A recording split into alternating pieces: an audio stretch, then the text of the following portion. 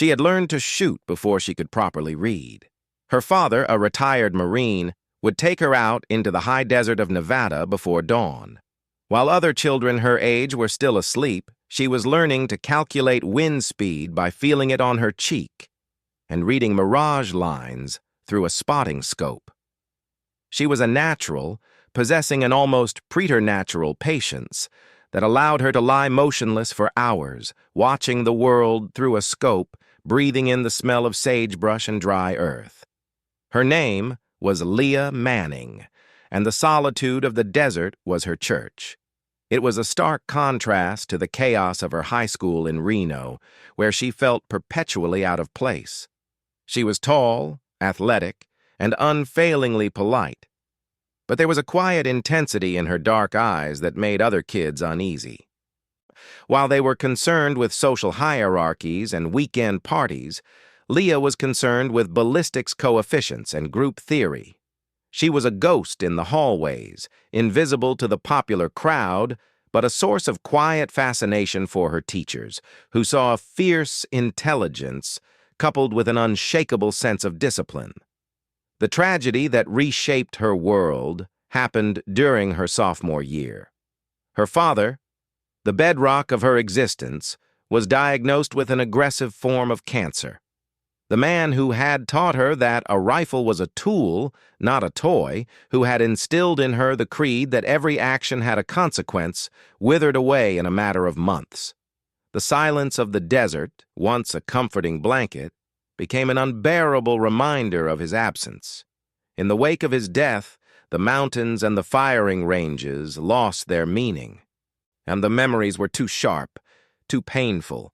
Grief could have consumed her. It could have driven her to bitterness or apathy. Instead, it forged her resolve. Her father had served his country. It was the only life he ever wanted. With nothing left for her in Reno but a small, inherited house and a collection of well-maintained rifles, Leah made a decision that shocked her guidance counselor and her few acquaintances. She wasn't just going to join the military. She was going to become a United States Navy SEAL. It was a preposterous, almost insane goal for a young woman, but Leah had never paid much attention to what society told her she couldn't do. The challenge wasn't a rebellion, it was a tribute. It was the hardest thing she could possibly do, and that made it the only worthy path forward. The next 2 years were a brutal, solitary preparation. She ran through the Sierra Nevada foothills with a backpack full of sand. She swam laps in a local pool until her shoulders burned and her lungs screamed. She studied survival manuals and advanced mathematics. When she turned 18, she walked into a Navy recruiter's office. The recruiter, a seasoned veteran, tried to steer her towards a more traditional path for women in the Navy. Leah simply slid a photograph across his desk, a picture of her and her father at a long-range shooting competition, holding a trophy. She told him with a calm that was unnerving, "I'm not here to be a journalist or a cook. I'm here to be a SEAL. I'm here to try." The odds were astronomically against her. The physical screening test was just the first hurdle. She passed it with flying colors, running faster and doing more push-ups and pull-ups than many of the male candidates. The real trial, however, was just beginning. She was sent to basic underwater demolition /SEAL, BUD/S, training in Coronado, California. It was a place designed to break the human spirit. A 6-month crucible of cold water, soft sand, sleep deprivation, and relentless physical and mental torment. She was the only woman in her class, a fact that drew stares, whispers, and a palpable hostility from some of the instructors and a few of her classmates. They saw her as a publicity stunt, a weakness, a problem. They expected her to quit. They called her ma'am with a sneer, hoping to break her. But Leah had been dealing with whispers and stares her whole life. And the cold of the Pacific Ocean was nothing compared to the cold she felt in the months after her father died. The instructor's screaming was just noise. The sand, the logs, the inflatable boats, they were just obstacles. She refused to quit. She wasn't just physically tough. She possessed a core of iron forged in grief and purpose. She moved through the evolutions with a quiet stoicism, never complaining, never drawing attention to herself, just completing the task. She carried the heavier end of the boat without being asked. She helped struggling classmates, male or female, with a simple, non-judgmental offer of assistance. Slowly, almost imperceptibly, the dynamic began to shift. The hostility from some of her peers turned into grudging respect and then into acceptance. She was no longer the woman, she was Leah. I'm the quiet one who could run forever and never seemed to feel the cold. Hell Week was the culmination of BUD/S, 5.5 days of continuous training with a maximum of 4 hours of sleep total. It was a test of the very limits of human endurance. Leah's body broke down. She developed hypothermia, her feet became a mass of open blisters, and the constant physical exertion reduced her to a state of animal exhaustion. But her mind remained unbreakable. As she and her boat crew dragged their heavy boat through the surf, shivering uncontrollably, the instructors screamed at them to quit, offering them a warm cup of coffee and a bunk if they just rang the bell 3 times. Dozens of men, bigger and stronger than her, quit that week. Leah never even considered it. She focused on the rhythm of her own breathing, and on the memory of her father's voice telling her to focus on the front sight, on the simple primal goal of putting one foot in front of the other. When Hell Week ended, and she was one of the few remaining from her original class, she had earned something more valuable than a passing grade. She had earned the unspoken, profound respect of the men who would become her brothers. After BUD/S, Leah went on to SEAL Qualification Training, SQT, and then to a specialized sniper course. Her reputation had preceded her. The instructors at the sniper school were legendary marksmen, men who could thread a needle at 1,000 yards. They had heard about the female SEAL, but they were skeptical. Marksmanship, they believed, was an art form born of instinct and experience, and they doubted a newcomer, especially one who hadn't grown up hunting, could possess that instinct.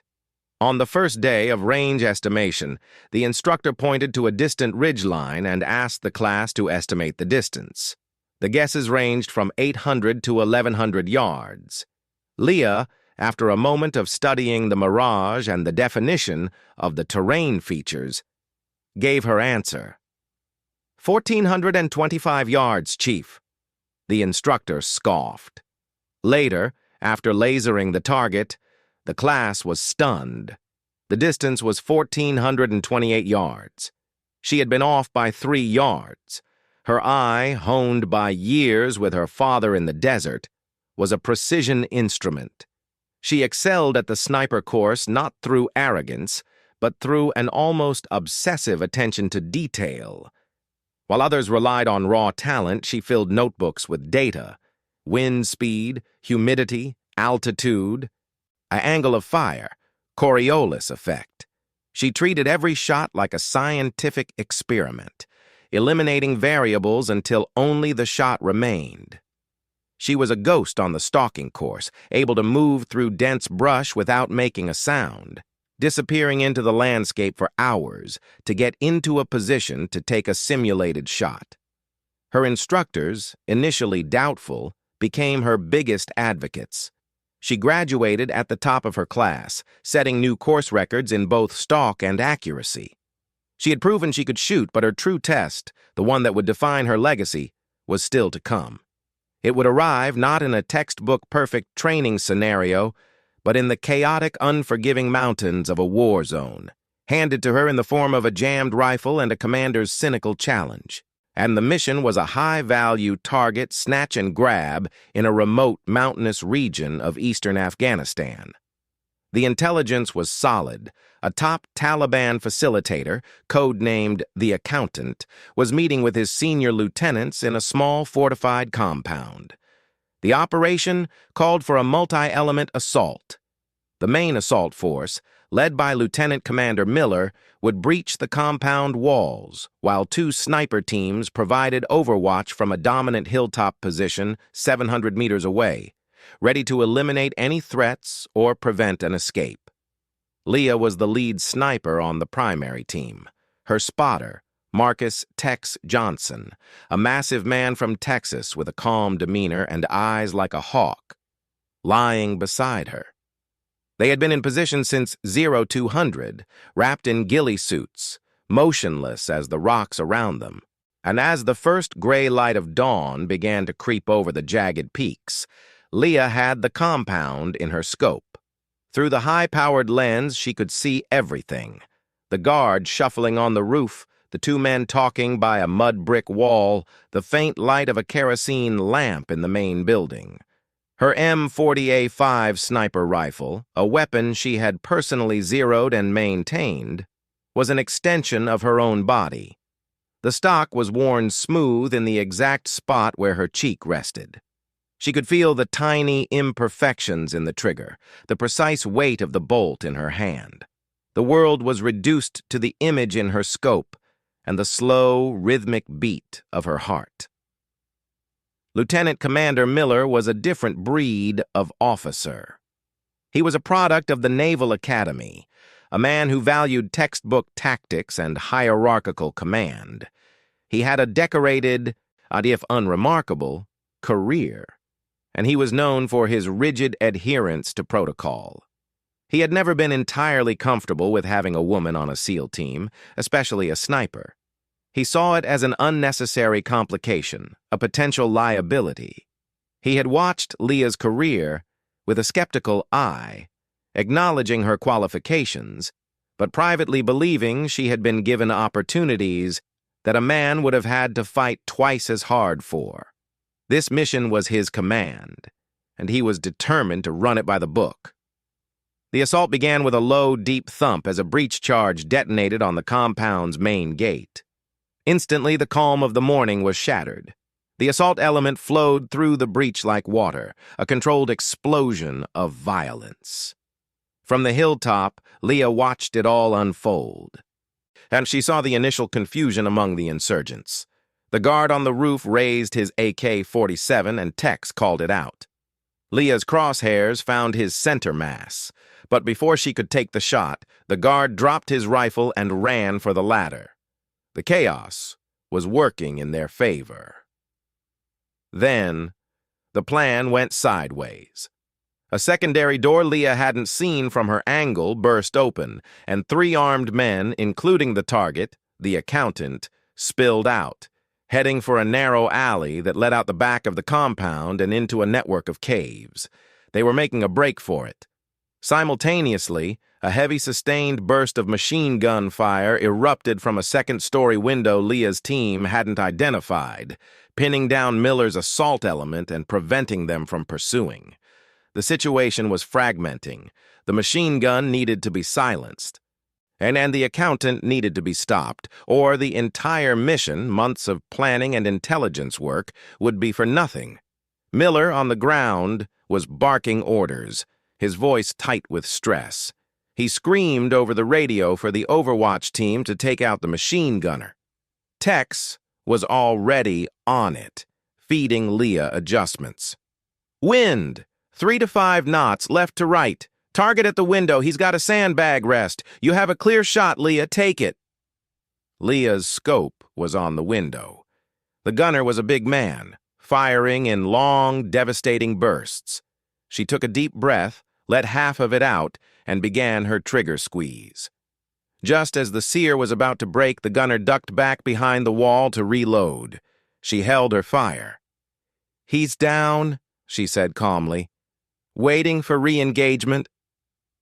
But Miller didn't see the sniper's patience, and he saw an opportunity slipping away. He saw his target escaping.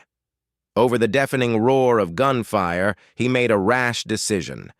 He grabbed the rifle from a wounded petty officer, a standard M4 carbine, a weapon he was proficient with but which was a poor tool for a precise shot at this distance, and started running towards a small rise just outside the compound wall.